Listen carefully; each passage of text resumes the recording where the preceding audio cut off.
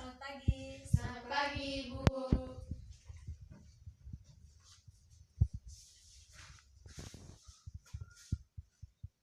Apa kabar semuanya? Baik, Ibu. Ya, syukurlah. Akhir-akhir ini kita mendengar tentang wabah virus corona, jadi Ibu berharap kalian bisa menjaga kesehatan di rumah ya. Ya, Ibu. Ya baik, sebelum kita memulai materi kita hari ini, mari kita mempersiapkan diri untuk berdoa lebih dulu. Nah, Ibu meminta salah satu dari kalian untuk memimpin doa.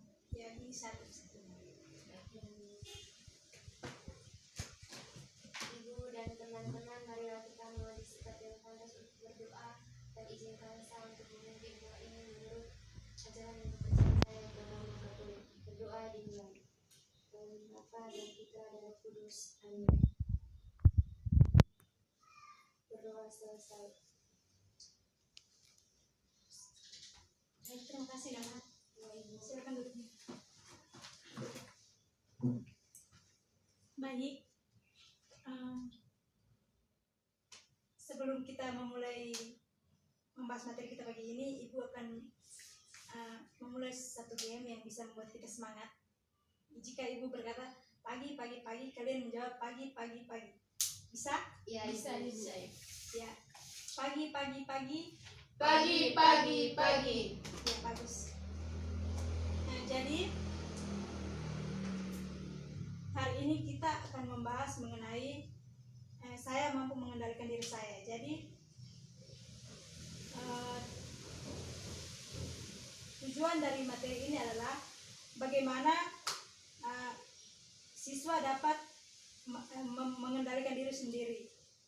Bagaimana kalian dapat mengendalikan diri kalian sendiri dan bisa mengontrol diri kalian sendiri, seperti itu ya, kurang lebihnya seperti itu.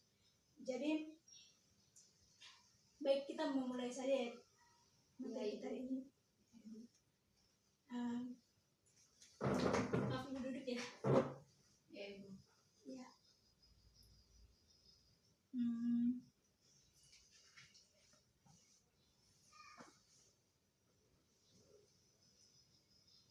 Baik.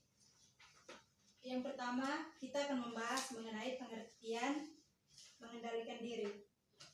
Jadi, pengendalian diri ini berarti bahwa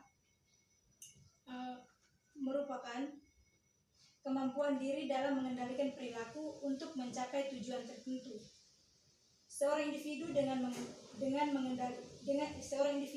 pengendalian diri yang baik dapat memahami benar konsekuensi akibat tindakan yang akan mereka lakukan.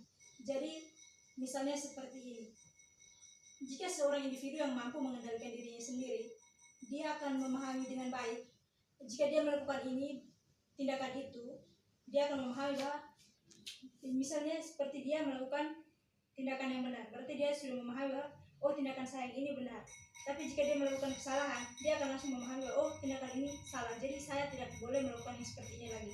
Dia mampu mengendalikan dirinya dalam melakukan hal yang salah atau benar atau positif atau negatif. Lalu pengendalian diri didefinisikan sebagai pengaturan proses fisik, psikologis, dan perilaku seseorang, dengan kata lain serangkaian proses yang membentuk dirinya sendiri. Keseluruhan dari proses membentuk diri individu yang mencakup proses pengaturan fisik, psikologis, dan perilaku. Jadi pengendalian diri ini mencakup pengaturan fisik kita, psikologis, dan juga berpengaruh pada perilaku kita.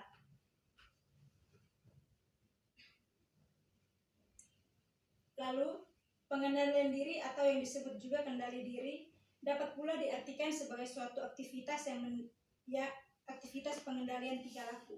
Jadi, pengendalian diri ini dapat pula diartikan sebagai aktivitas tingkah laku kita setiap hari.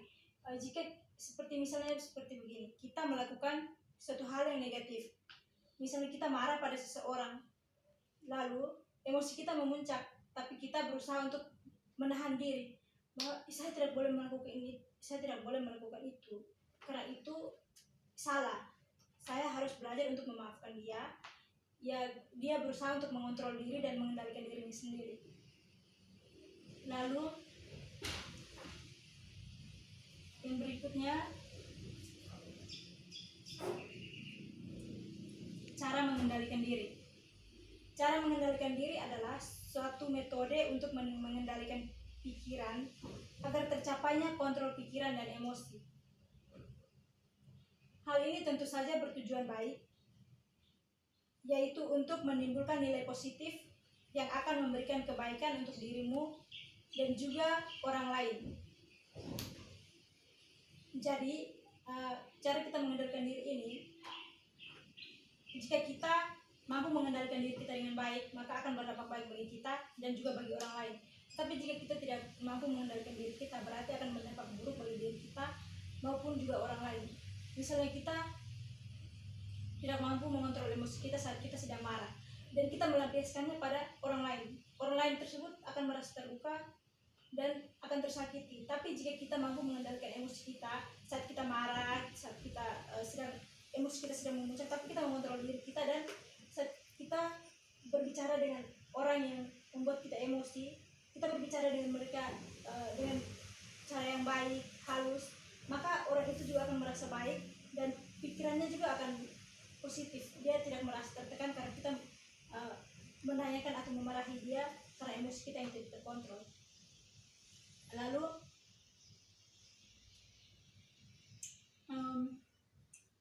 ada beberapa cara dalam mengendalikan diri, yaitu sebagai berikut. Yang pertama, kita mengatur irama pernapasan kita. Mengatur irama pernapasan ini adalah cara yang paling mudah untuk mengendalikan diri. Misalnya, saat kita sedang marah dengan seseorang, kita coba untuk tarik nafas dalam-dalam secara perlahan-lahan, dan kita mencoba untuk mengendalikan diri kita. Jadi, atur irama pernapasan adalah sesuatu yang sangat baik dan sangat mudah kita lakukan. Ya, walaupun itu sedikit sulit ya, saat kita sedang marah, kita mencoba untuk mengontrol diri kita. Walaupun begitu, jika kita mencobanya, kita pasti akan mampu mengendalikan diri kita dengan mengatur irama pernapasan kita. Lalu, yang kedua, menahan amarah dan berusaha mengendalikan diri. Jadi kita tahu bahwa saat kita sedang marah, anak-anak juga pasti pernah merasakan hal yang sama. Misalnya anak-anak sedang merasa marah sekali dan meluapkan amarah tersebut pada orang lain. Lalu orang itu akan merasa tertekan karena serangan dari anak-anak, ya, karena yang tidak mampu menahan diri kita. Jadi di sini menahan amarah dan berusaha mengendalikan diri adalah hal yang baik, hal yang harus kita lakukan. Jika kita sedang marah, pasti sulit untuk mengontrol emosi. Namun, jika kita tetap berusaha untuk menahan amarah kita, walaupun itu sulit, tapi jika kita berusaha untuk menahan, kita pasti akan terbiasa. Jika dia melakukan kesalahan, saat kamu ingin memarahi dia, tapi kamu menahannya, tidak usah. Siapa tahu besok dia akan berubah dan tidak akan melakukan hal yang sama lagi. Ini misalnya, atau jika kamu ingin memarahi dia, tapi kamu mencoba menahan diri kamu. Saya tidak boleh marah, saya harus bisa mengontrol emosi saya, harus ada kepercayaan diri dan yakin dari dalam diri bahwa kita bisa menahan emosi dan amarah kita agar tidak meluapkannya pada orang lain terlalu berlebihan. Yang berikut, mengontrol tingkat kesadaran diri. Jadi mengontrol emosi sangat penting agar individu tidak kehilangan kontrol. Maka individu mampu mengontrol kesadaran dirinya bahwa dia tidak boleh melakukan hal ini ataupun hal yang dapat membahayakannya. Jadi mengontrol tingkat kesadaran diri. Ini misalnya seperti kita memiliki masalah pribadi. Kita memiliki masalah pribadi dan kita berusaha untuk menyalahkan diri kita bahwa saya tidak sama dengan dia, saya kenapa tidak bisa seperti dia, saya seperti ini. Kita selalu merendahkan diri kita dan tidak mampu mengontrol kesadaran diri kita bahwa kita seakan tidak terima akan kenyataan yang ada sekarang. Tapi makanya itu kita harus bisa mengontrol tingkat kesadaran diri kita agar apa yang kita pikirkan itu tidak membuai dalam ingatan kita. Misalnya pemikiran kita yang negatif, jika kita mampu mengontrol diri kita, maka kita dapat berpikir positif dan kita dapat melakukan hal yang baik yang mampu membawa diri kita ke jalan yang baik. Kita yang awalnya berpikir negatif tentang kehidupan kita, saat kita mampu mengontrol tingkat kesadaran diri kita, akan menimbulkan pikiran positif yang mampu mengarahkan kita pada pemikiran yang positif. Lalu lakukan aktivitas yang kamu sukai untuk mengalihkan pikirannya. Kita dapat melakukan apa saja yang kita sukai. Misalnya kita memiliki masalah, misalnya saat kita memiliki masalah yang saat itu kita sedang banyak tugas, anak-anak sedang memiliki banyak tugas yang dikasih oleh guru dan pikiran. Jadi anak-anak merasa tertekan dengan tugas yang diberikan guru. Ya, anak-anak bisa melakukan aktivitas yang kalian sukai, misalnya berolahraga, menonton film, untuk merefreshing otak agar tidak terlalu pusing memikirkan tugas. Dan jika sudah tenang, kalian bisa mengerjakan tugas dengan baik. Jika sudah tidak, anak-anak sudah tidak merasa beban dan tidak berpikir tugas itu sangat sulit, barulah anak-anak bisa mengerjakan tugas itu dengan baik. Lalu yang berikut, ubah sudut pandang.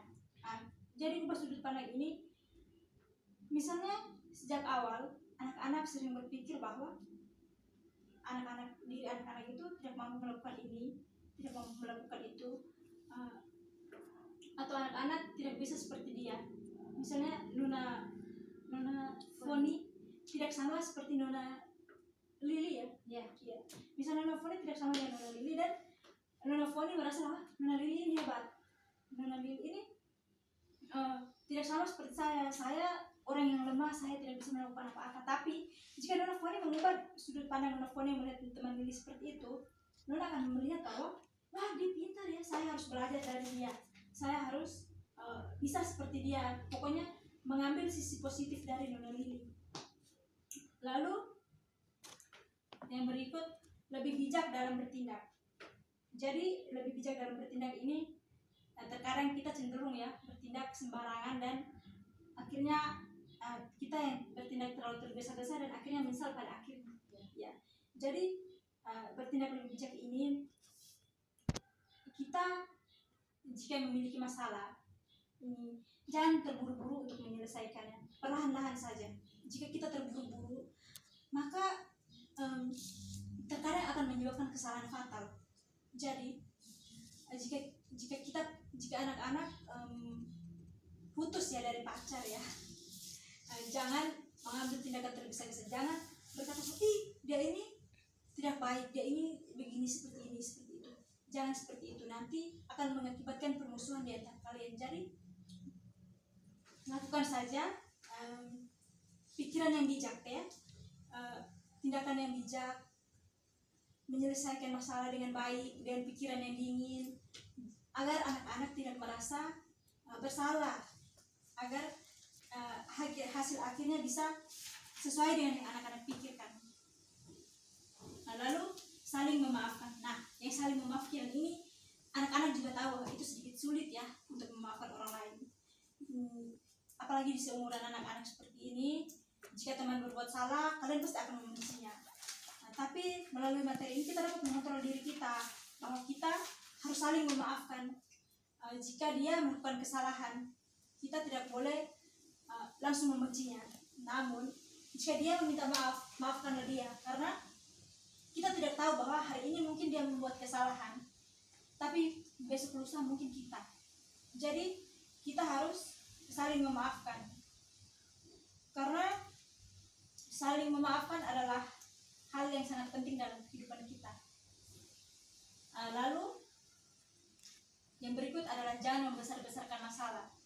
Jadi anak-anak seumuran adik-adik ini, misalnya teman-teman apalagi yang perempuan ya, misalnya dia mengganggu teman laki-laki yang disukai oleh teman sebayanya, maka dia akan membesar-besarkan masalah dan tidak ingin berteman dengan anak itu. Misalnya dia berkata, dia suka dengan dia, padahal saya juga suka dengan dia.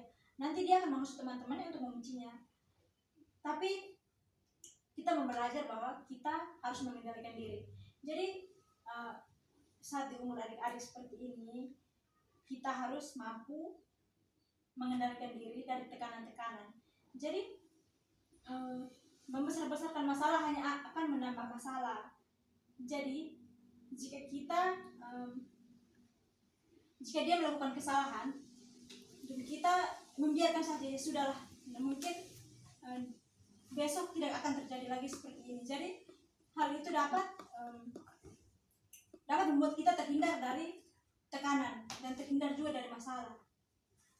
Baik, yang berikut adalah contoh sikap mengendalikan diri di lingkungan sekolah. Ya anak-anak, contoh sifat dalam sikap mengendalikan diri di lingkungan ini sangat penting bagi teman-teman untuk mengetahui hal ini. Jadi yang pertama adalah jangan membuat gaduh ketika pelajaran berlangsung. Ketika pelajaran berlangsung, adik-adik jangan mengobrol di belakang, harus memperhatikan ke depan dan melihat ketika guru mengajar. Lalu yang berikut adalah menghindari perkataan yang menyakiti hati guru atau teman. Teman-teman jangan berkata bahwa misalnya saling memaki atau sama teman, atau saat guru mengajar teman-teman tidak menghargai guru atau berteriak-berteriak di belakang. Nanti akan membuat guru sakit hati dan juga teman juga akan sakit hati jika teman-teman tidak menghargai teman sebaya. Yang berikut, menggunakan waktu istirahat untuk kegiatan yang positif. Misalnya saat istirahat anak-anak membaca buku atau tidak membuat kegaduhan atau mengganggu teman yang lain. Misalnya saat istirahat adik-adik pergi ke perpustakaan membaca buku atau mengobrol dengan teman dengan bercerita dengan baik atau melakukan hal positif yang lainnya.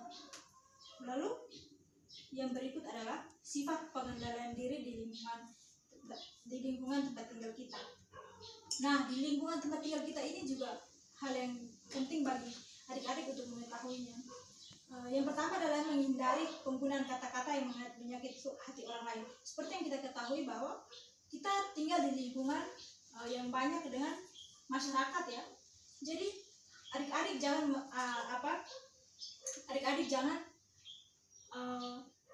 saat marah jangan memaki atau membuat warga tersinggung. Adik-adik harus mengontrol diri adik-adik.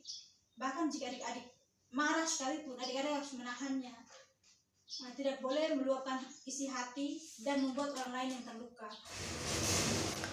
Yang berikut, bergaul dengan tetangga dan masyarakat sekitar sesuai dengan norma lingkungan. Yang berikut, tidak membuat keonaran di lingkungan masyarakat. Jadi adik-adik jangan membuat gaduh atau jangan membuat warga merasa panik dengan kelakuan adik-adik. Adik-adik harus melakukan hal yang positif di lingkungan masyarakat. Yang berikut, sikap dan perilaku di lingkungan rumah. Jadi yang pertama, tidak membuat keributan dengan saudara. Adik-adik pasti di rumah sering bertengkar dengan saudara ya kan? Sering banget itu. Iya, ya. Jadi di rumah sebaiknya adik-adik jangan bertengkar lagi dengan saudara, karena sesama saudara harus saling menyayangi dan saling memperhatikan. Lalu yang kedua, bersikap sopan kepada orang yang lebih tua. Jadi adik-adik harus menghargai kakak adik-adik, jangan berkelahi dengan kakak atau memarahi kakak, karena kakak yang akan menjaga adik-adik nanti. Yang berikut, saling menyayangi antar saudara.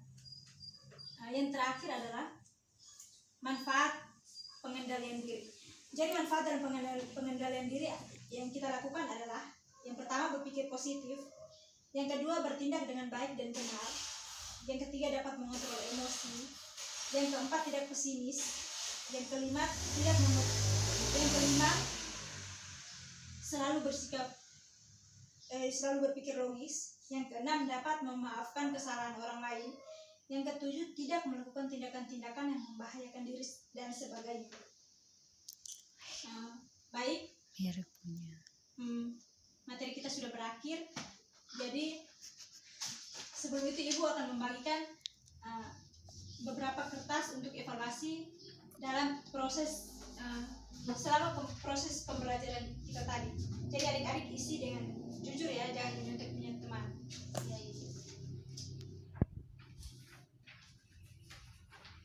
Ya, sama-sama.